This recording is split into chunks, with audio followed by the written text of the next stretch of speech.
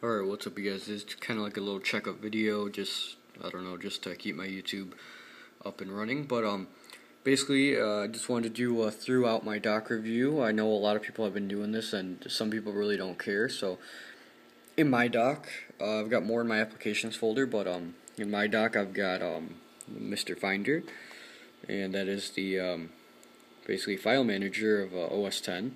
Then dashboard, which I disabled using I use Terminal. And then Safari, I barely use that just in case Google Chrome for some reason doesn't work. Google Chrome is my main browser. I barely use Mail, but I just keep it there. Messages, to message people with an iPod Touch or something like that. FaceTime, don't really use that much. Preview, which is just like the, I don't know, previewing application if you've ever used a Mac.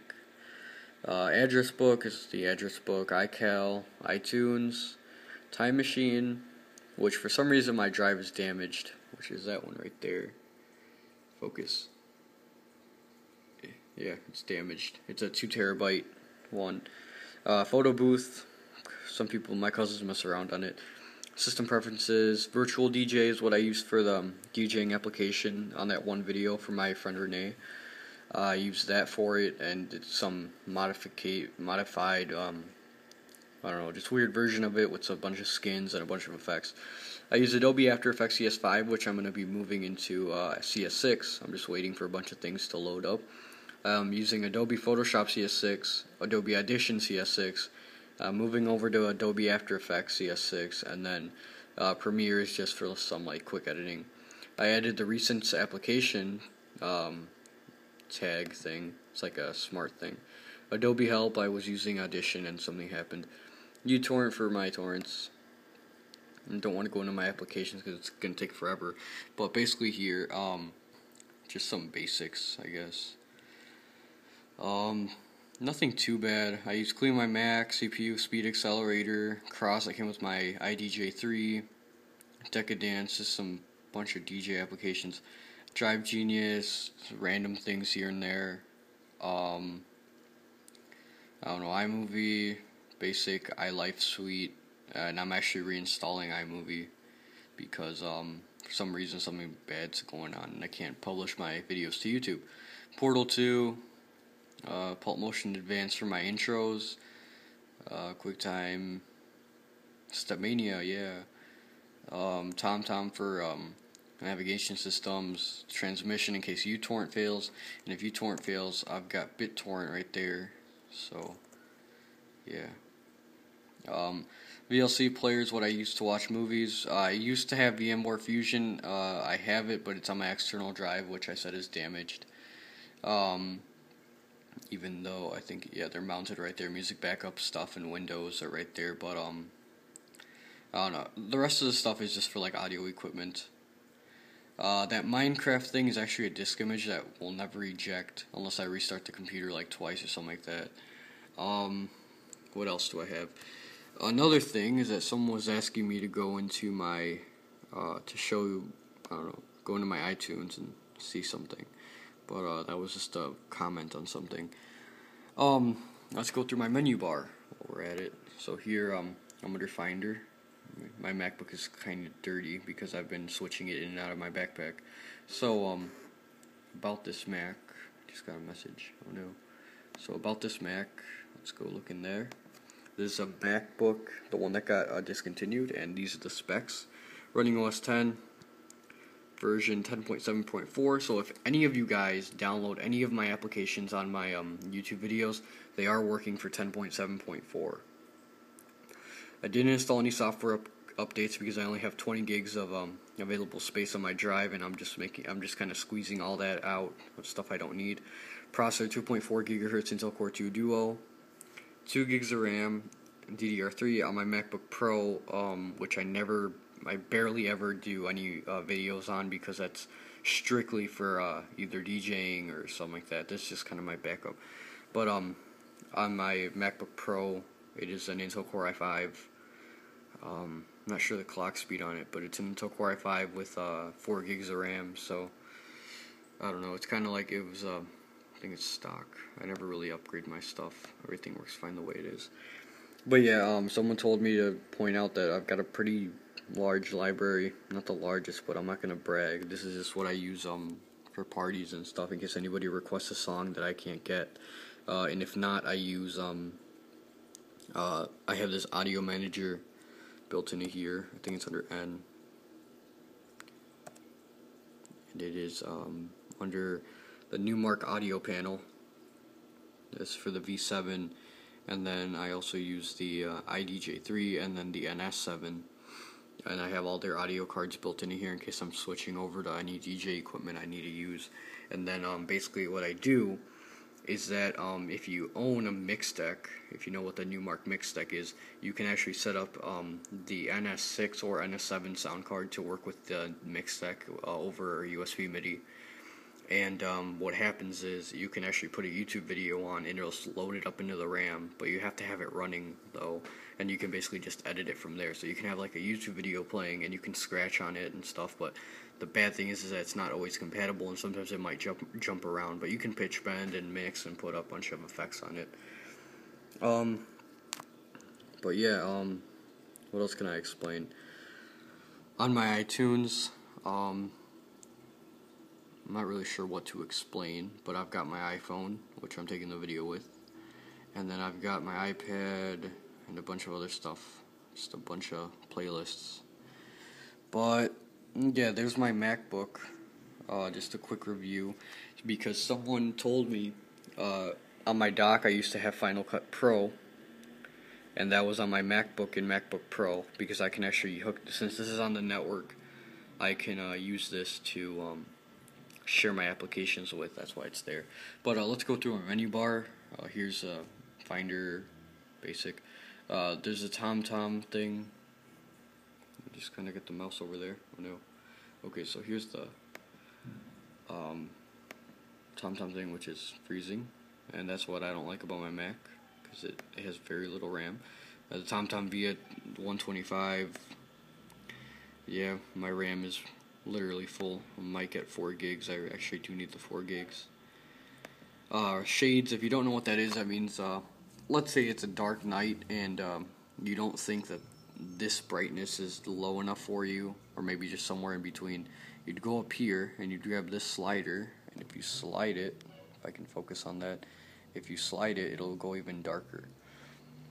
The only thing that stinks about this is that this really doesn't affect your brightness. This just adds a black shade over the screen. It's a black, transparent, like huge JPEG that's about like an 8K, like a 33 megapixel camera, 33 megapixel photo that basically just shades over your screen and adds more transparency as you need it.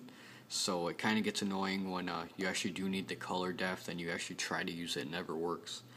But yeah, this is my MacBook. Other up here, after shades, if I can focus on there, I've got SMC fan control. This can control your fan speed. If you've noticed in some of my videos, you may hear the fan over the mic. I'm sorry for that, but the colder the Mac is, the faster it'll run. Here's caffeine. This prevents your Mac from going to sleep. Like, let's say you want to download a torrent overnight. You can always set that up. You can click on it, or you can right-click to add stuff. I should have done this with the screen recorder, but this seems a little better. Whatever. What else do I have? Here.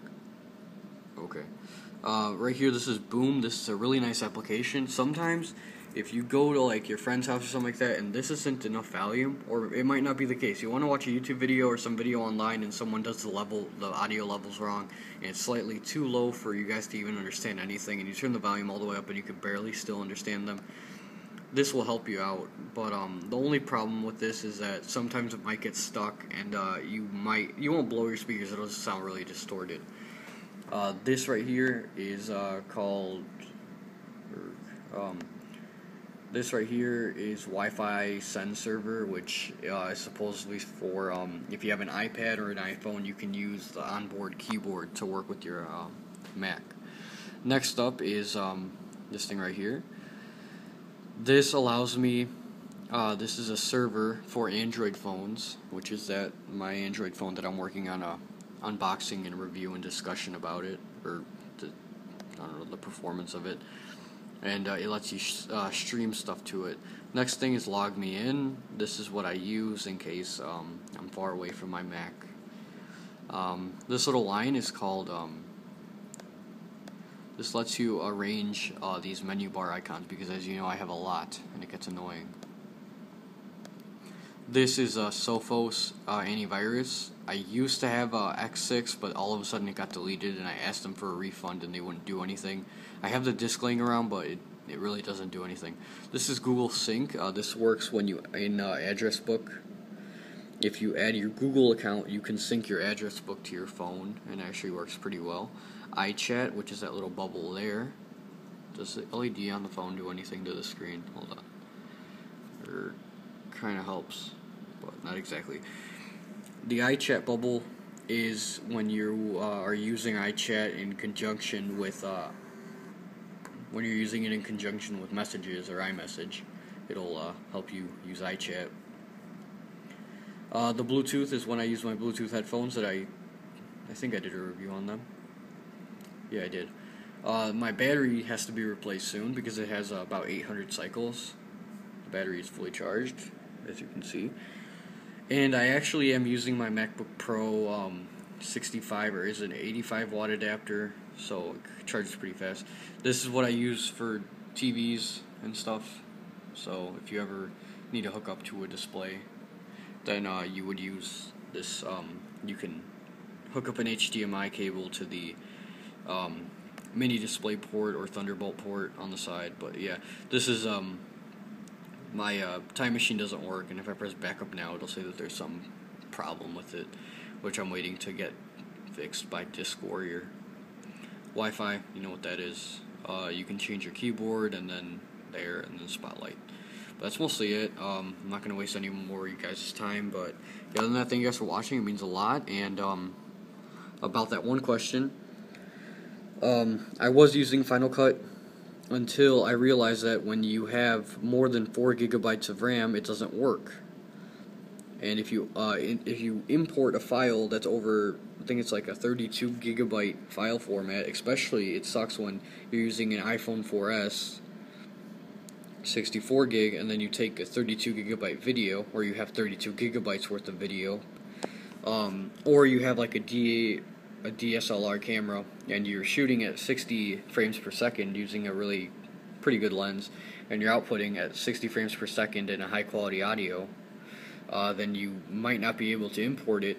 Not because it's over 32 gigabytes, it just might not be able to, and then the transcoding sucks. So I switched over to Adobe CS6, and yeah, I guess that's pretty much it. But for the person that asked about Final Cut Pro, I would actually start off with Adobe, because actually they have a bunch of setup DVDs and like how to learn using it, and it's a pretty nice straightforward way of learning it, like plugging in a headphone jack or USB. That's how easy it is. But I'm not promoting them because I don't work for them. But yeah, if you're gonna use Final Cut, then you might just want to look at your platform, but I would recommend Adobe. But yeah, other than that, I mean, I still have some stuff installed that wouldn't come off, like the batch monitor, and then Apple Loops utility, and then Impulse utility in case you want to make some echoes. And I just finished iLife, so now I can install it again. I don't know, just a bunch of stuff here. My utilities folder. Yeah, you got a bunch of Adobe stuff. But on that, yeah, thank you guys for watching. It means a lot. Like, I keep pulling the camera all the way out. Like, comment, and subscribe for more. This is Hugo 33100.